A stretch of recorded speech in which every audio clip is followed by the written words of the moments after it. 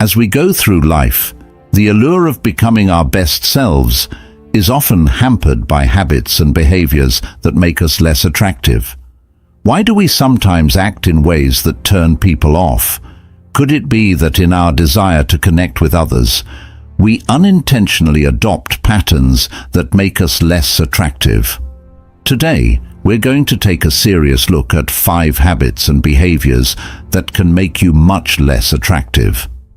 This study isn't just about finding flaws, it's also about getting to know them well and learning how to fix them by using the knowledge of Stoic philosophy. Marcus Aurelius, a great Stoic thinker, once said that all you need to make your life happy is to change the way you think. How often do we look to others for approval, happiness, or success when the source of these things lies within? Are we guilty of letting these bad habits define us, or are we ready to push ourselves to grow? Besides them, Stoicism, which has a long history of focusing on self-control, virtue, and understanding, can help us understand why these behaviors are seen as undesirable and how we can change our actions to match the traits that people really like by following Stoic principles. We can learn to develop habits that will not only make our relationships better, but also help us live a happier, more peaceful, and more successful life. Let this journey be one of discovery, where the timeless wisdom of Stoicism shows us the way to our best selves. Are you ready to think about these habits and see how Stoic teachings can help you change them? Come with us as we explore the deep yet useful ways that Stoicism can help us get past the things that make us less beautiful and reach our full potential. Leave a comment if you're ready to start the journey today. Number 1. Brag. People often think that talking is a sign of needing approval from others instead of a sign of real self-esteem. That kind of behavior, where someone praises themselves too much, not only makes them less attractive, but it also hurts real relationships with other people. Stoic philosophy, which stresses humility and self-control, can teach us a lot about why talking is so bad. Think of Epictetus was a Greek Stoic philosopher who taught people to look inside themselves for approval instead of looking for it from other people. He once said, "If you want to be loved, love." This simple but deep advice shows how Stoics believe that people should control their own actions and attitudes instead of trying to change how others see them by bragging. Why do people brag? Is it a sign of pride, or is it a way to hide feelings of insecurity? Think about times when someone bragged. Did it make you want to be closer to them or push you away? Stoicism tells us that real confidence is quiet. It doesn't need to brag about its wins or make loud statements to fit in.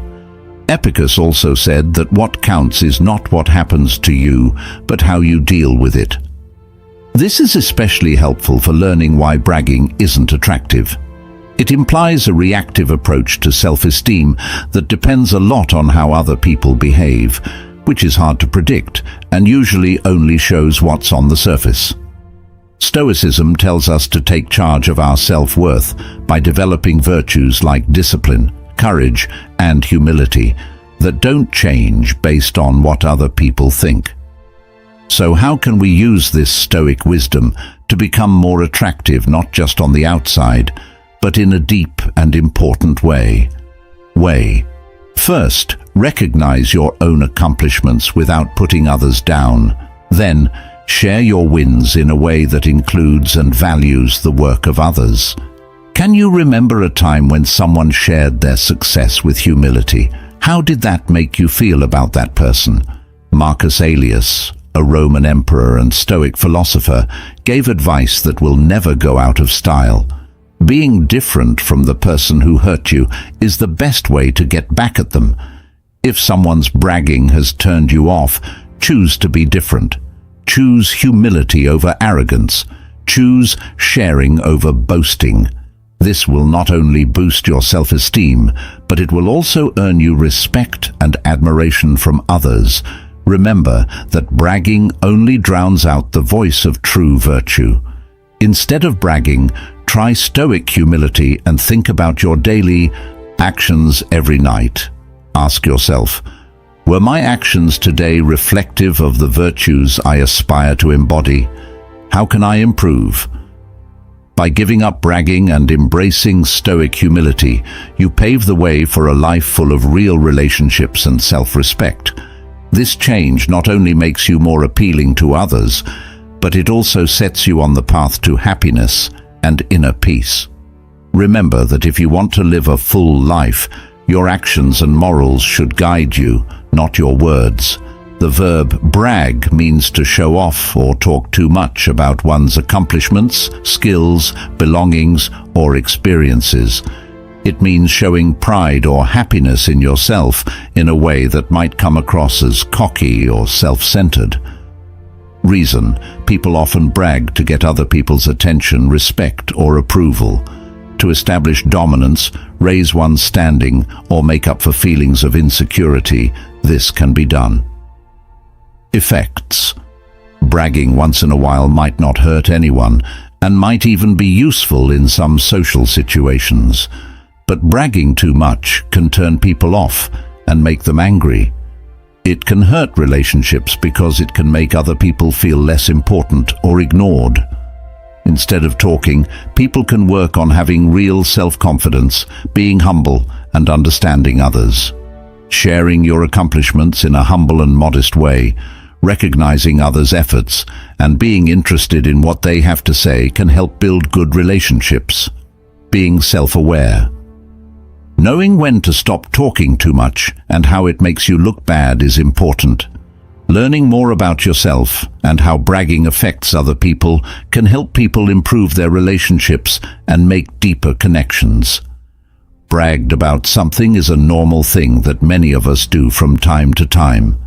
Boasting can be a way to connect with others and show pride in ourselves, whether it's about work successes, personal skills, or exciting experiences. But it's important to find a balance between bragging about our accomplishments and respecting other people's thoughts and feelings. This lesson will go into more depth about the idea of bragging, including what it is, why people do it, how it affects others, what alternatives there are, and how important it is to be self-aware when communicating. Number 2, able to react. Reactivity, the tendency to react to situations without thinking them through, is a behavior trait that can make a person less attractive and less effective in life.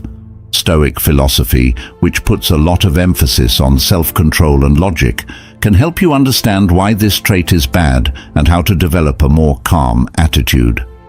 Think about what Epictetus, a Stoic philosopher who was born a slave and went through many hard times, had to say. Despite these problems, he became famous for his unwavering calm and knowledge. Epictetus once said, "What matters is not what happens to you, but how you react to it." His life and words have become famous to emphasize the somber idea that we don't have control over outside events, but over how we react to them. Why is being emotional seen as unattractive? Have you ever seen someone lose their cool in a tough situation? What was your first reaction to their outburst? Most of the time, uncontrolled reactions lead to negative judgments because people value people who can stay calm under pressure. For example, Marcus Aurelius was a Roman emperor who was a Stoic philosopher and faced huge pressures on the battlefield and in his administrative duties. Despite these stresses, he is remembered for his philosophical reflections on how to stay calm. Understand this, and you will be strong.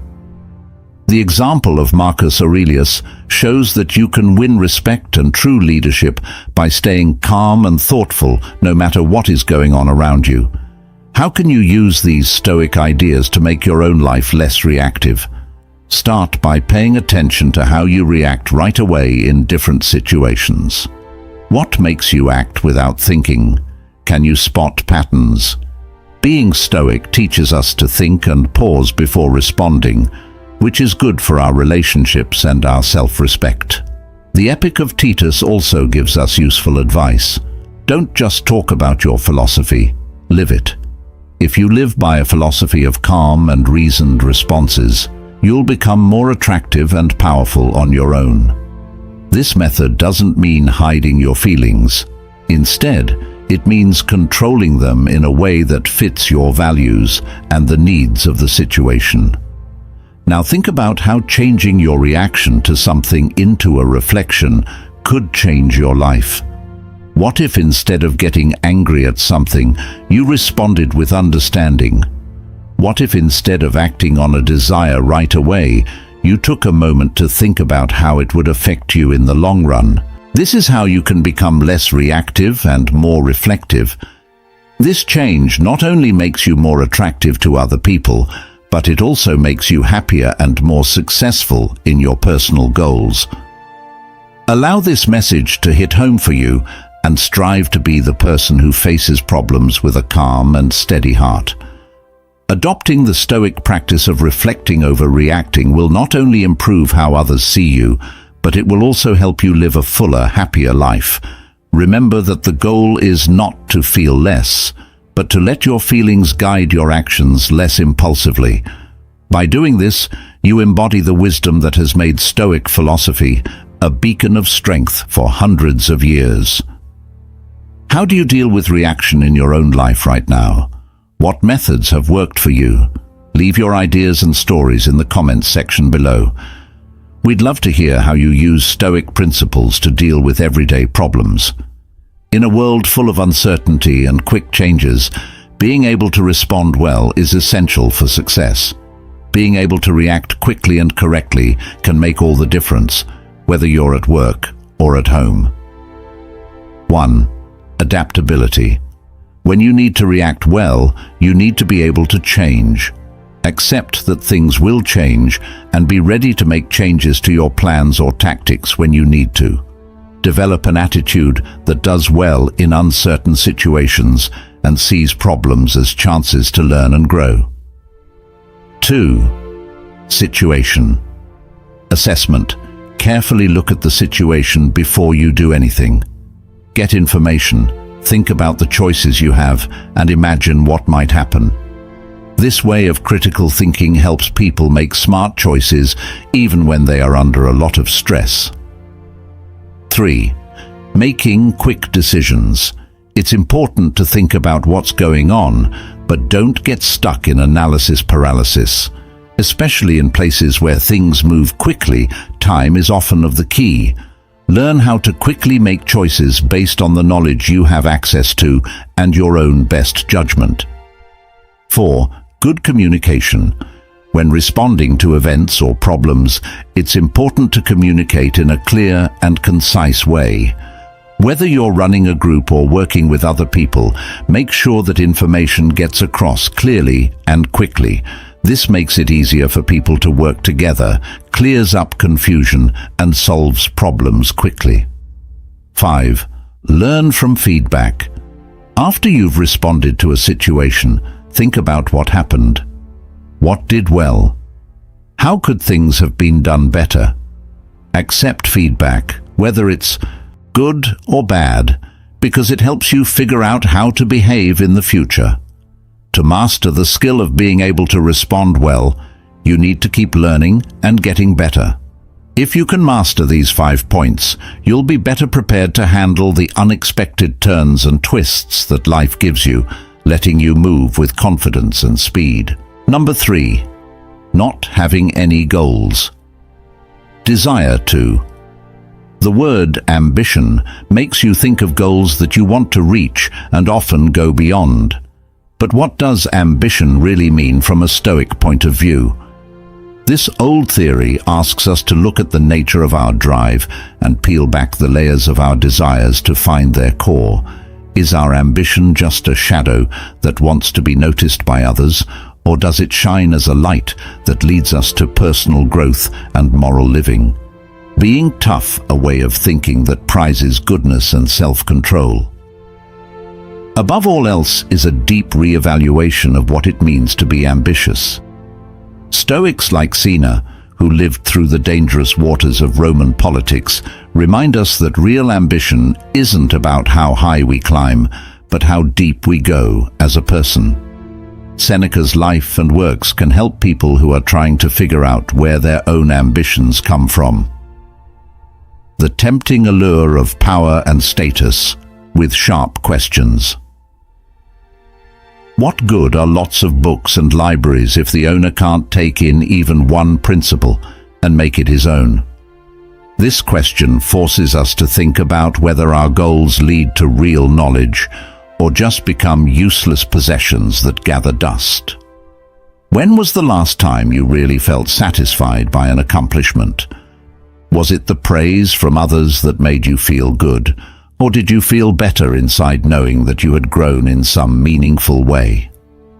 Stoic philosophy tells us to focus on the latter, creating goals that aren't based on the cheers of the crowd, but on the steady growth of the soul epicus. Another great figure in the Stoic school said it very well. First, tell yourself what kind of person you want to be, and then do what you need to do. This simple rule gets to the heart of Stoic desire. Visualizing the virtuous person you want to become and acting in line with that image is what Stoic ambition is all about. Stoic ambition is about self-improvement and resilience rather than conquest and collection. In today's world, ambition often means a never-ending search for more money, fame, and power. But Stoicism tells us to question these pursuits. Are they making our lives better or just more difficult? Are we chasing shadows instead of cultivating substance? Marcus Aurelius, the Stoic philosopher and emperor, said, "The only wealth you will keep forever is the wealth you have given away." In his view, ambition should not only be seen as a way to achieve personal goals, but also as a way to help others. This new definition not only gives us a higher purpose, but it also makes us more attractive as people who care about the common good. In your own life, how can you use your ambitions to not only move forward, but also help others along the way? How can your goals contribute to a larger tapestry of communal, and this shift in thinking can lead to a happier, more peaceful, and ultimately successful life, where our goals reflect our deepest values and hopes? So let's choose to see our goals not as ends in themselves, but as means to a greater end, a life of virtue, wisdom, and genuine happiness. This is the real promise of Stoic ambition, not a trophy room full of accomplishments, but a soul strengthened by purpose and filled with service to others. Setting goals gives your life direction, meaning, and drive, but some people may feel lost because they don't have any clear goals to work toward. This lack of direction can make people feel like they have nowhere to go and are stuck. Clarity and focus. Goals help us stay on track by directing our actions and choices toward a clear end point. If you don't have them, it's easy to get lost in all the things that life has to offer. Setting clear goals helps us organize our work and keep our attention on what's important. Sense of achievement. When you reach your goals, you'll feel like you've accomplished something important. They give us something to work toward and make us feel good about our progress as we hit important milestones.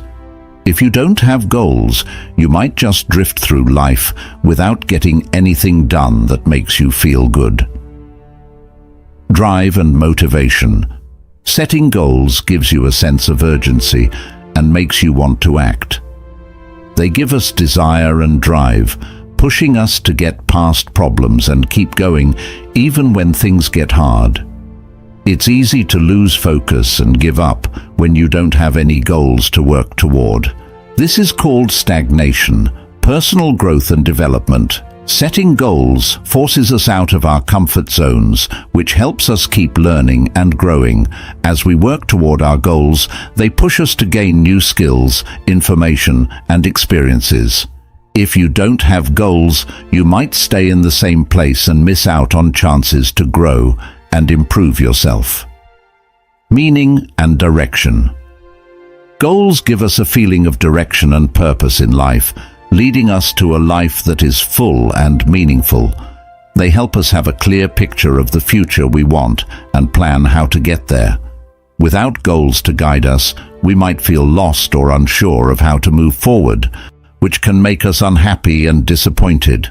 To sum up, setting goals is important for personal growth, happiness, and success.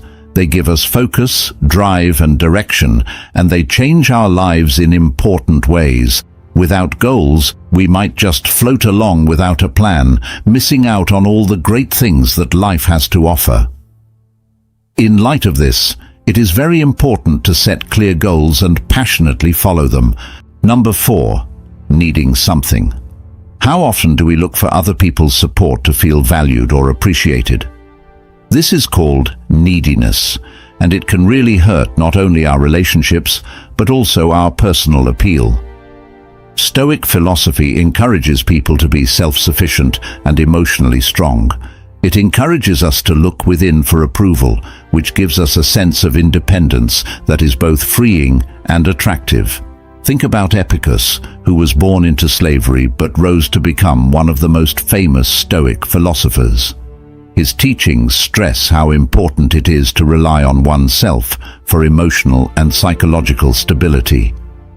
He said that freedom is the only worthwhile goal in life because it lets us ignore things that are out of our control.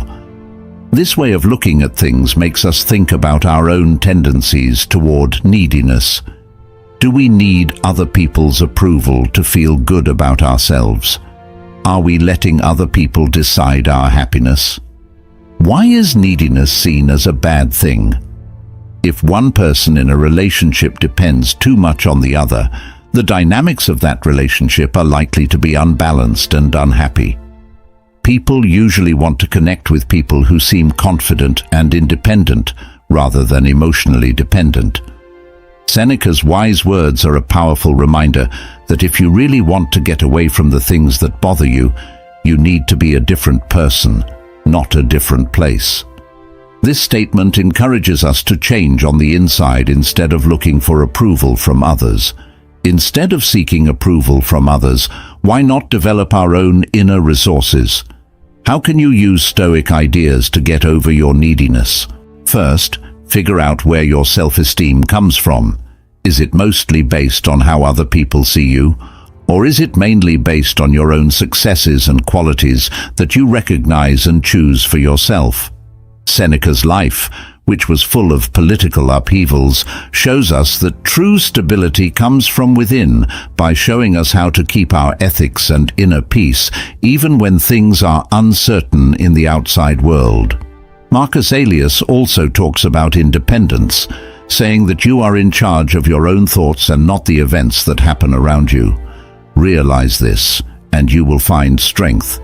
This strong insight tells us that we can keep our dignity and attractiveness no matter what by controlling our feelings and reactions. Think about how becoming more stoic might affect the way you engage with others. What if you worked on building your virtues instead of trying to get other people's approval? How would your relationships change if you were less needy and more able to take care of yourself? If you want to live a better, more peaceful, and more successful life, adopting the Stoic virtue of self-sufficiency can be life-changing. This way of thinking doesn't mean cutting yourself off from other people. Instead, it means strengthening your emotional core so that when you connect with others, it's because you want to grow together, not because you need emotional support. We need to do something about this. Develop your inner fortress and let it be the source of your approval instead of looking for it outside sources. Not only will this make you more attractive, but it will also help make interactions healthier and more balanced. Adopt the Stoic practice of self-sufficiency and see how it changes your life. As you become less needy and more confident, you'll find that not only do your relationships get better, but so does your overall happiness with life. What can you do today to begin the journey of becoming more independent and emotionally strong? Leave your plans and thoughts in the comments. We'd love to hear about your work and new ideas. The idea of needing something is like a basic thread that runs through every part of our lives. The idea of need affects our choices, behaviors, and goals, whether the need is real or not. Understanding the nature of need gives us deep insights into how people act and how society works as a whole. From the most basic needs we have to survive to the complex wants that drive innovation and progress. Identification of needs. The first step toward satisfaction is to understand and name your needs. Needs can be very different, from physical ones like food, water, and a place to live to emotional ones like love, connection, and reaching your full potential. Every person goes through life with their own set of wants that are shaped by their own experiences, their culture, and the rules of society. Effects of needs. Not met. Needs that aren't met can show up in many forms, often causing dissatisfaction, anxiety, or anger. People may use unhealthy behaviors or ways of coping when their basic needs aren't met, which can hurt their general health and relationships. Knowing what happens when needs aren't met makes support systems and proactive action even more important. Maslow's hierarchy of wants is a model of human wants that was created by the famous psychologist Abraham Maslow. It shows needs in a hierarchy. In this model, basic bodily needs are at the bottom, and higher-level needs, like self-actualization, are at the top. Maslow's framework helps us understand what drives people and decide which solutions are most likely to meet their needs. Needs and wants. Being able to tell the difference between needs and wants is important for making smart choices and using resources well. Wants are often driven by preferences or needs that may not be necessary for living. Needs are important for staying alive and being healthy, but sometimes it's hard to tell the difference between wants and needs. This is especially true in consumer-driven countries, where marketing and social pressures can change how people see what they need. Satisfaction and fulfillment. Meeting your wants can help you feel fulfilled and satisfied, which is good for your mental and emotional health. However, meeting wants is more than just getting things. It also includes things like autonomy, competence, and relatedness. Creating a setting where people can meet their own needs and feel supported builds resilience, self-esteem, and overall health. Understanding how people need things changes, shows how complexly individual goals, social structures, and the search for human happiness are linked. By showing empathy, kindness, and proactive support, we can make spaces where everyone's needs are seen, appreciated, and met, which will help them grow and be happy. Number 5. Using self-deprecating humor. Explain what self-deprecating humor is. This type of humor involves making fun of oneself or bringing up one's flaws, weaknesses, or embarrassing moments in order to make people laugh. Building connections. Talk about how self-deprecating humor can help people feel connected to you by showing that you are open and humble. It can help people connect with you and break down boundaries. The right situation. Talk about how important it is to use self-deprecating humor in the right conditions, like when you're with friends or doing something fun. Stress how important it is to stay away from sensitive or hurtful subjects. Act of balancing. Stress how important it is to find a balance between putting yourself down and respecting yourself. It can be cute to make fun of yourself, but too much of it can hurt your confidence and make other people think badly of you. Impact and effectiveness. Look into how self-deprecating humor can calm people down, stop arguments, and make people like you more when used correctly. Encourage people to be moderate and aware of how other people might respond. Making fun of oneself is a form of self-deprecating humor that has been used for hundreds of years in social situations and for fun. From stand-up comedians to daily conversations, this kind of humor has its own special charm that can draw people in and help them connect. This lesson will go into more detail about how to use self-deprecating humor correctly. We will look at how it can help you build relationships, deal with social situations, and find a balance between being humble and being confident. This look into the art of self-deprecation will help you whether you want to add a little fun to your conversations or learn more about how it affects how people interact with each other. When used rarely, self-deprecating humor can help people be more humble and relatable. But when used too much, it can show low self-esteem and make someone look less attractive. Think about the teachings of Marcus Aurelius, an emperor who was a Stoic philosopher and famous for his deep reflections on life and government. He believed in the importance of self-awareness and authenticity, often writing about how important it is to know yourself truly and show that person to the world without any masks. The happiness of your life depends on the quality of your own self-awareness. Have you ever made fun of yourself to make a situation lighter or to seem more approachable? This can make social situations easier for a short time. Putting ourselves down too much can become a habit that makes us feel worse about ourselves instead of making others like us more. With its focus on toughness and honesty, Stoic philosophy offers a view on humor as a mirror of our inner state epicus. Another famous Stoic taught that we shouldn't base our identity on what other people think of us, but should instead build a strong foundation of self-respect and confidence within ourselves. He said, "What bothers us is not what happens to us, but our thoughts about what happens."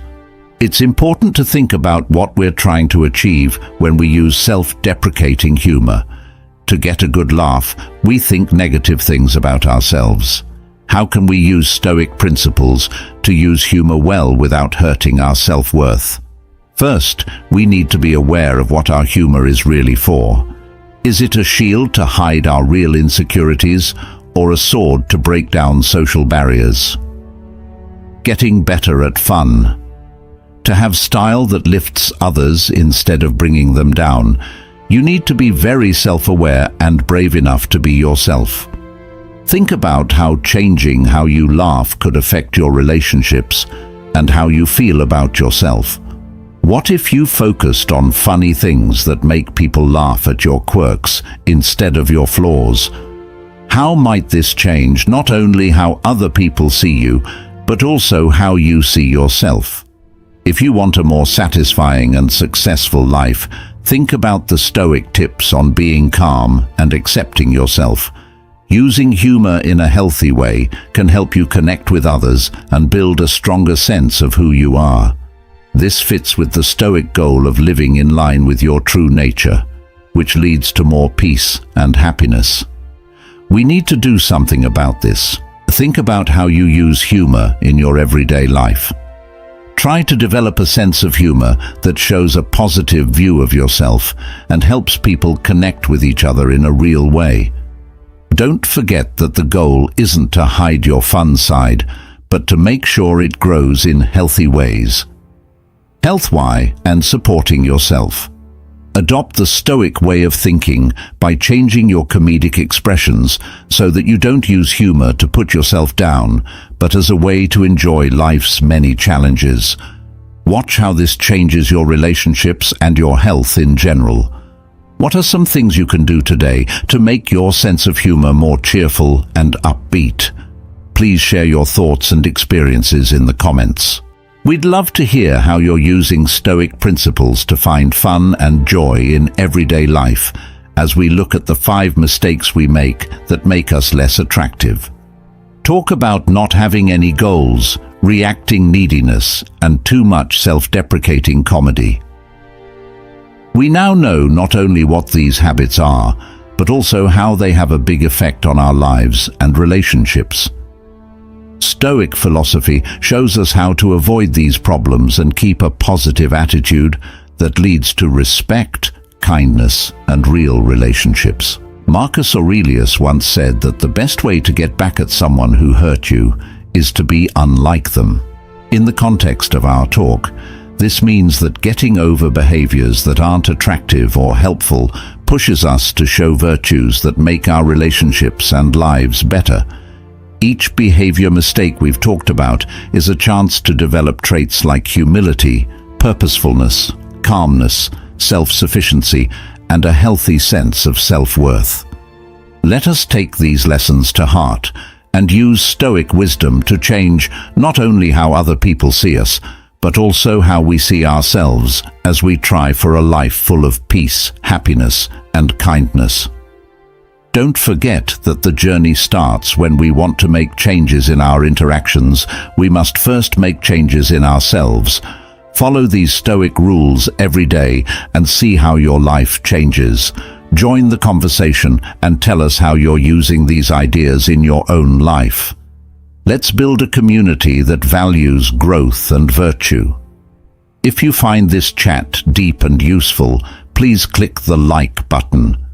Leave a comment with your thoughts, and don't forget to share these deep ideas with everyone you know. If you're new, subscribe to our channel to get more deep Stoicism lessons that will help you grow. We'll see you in the next lesson.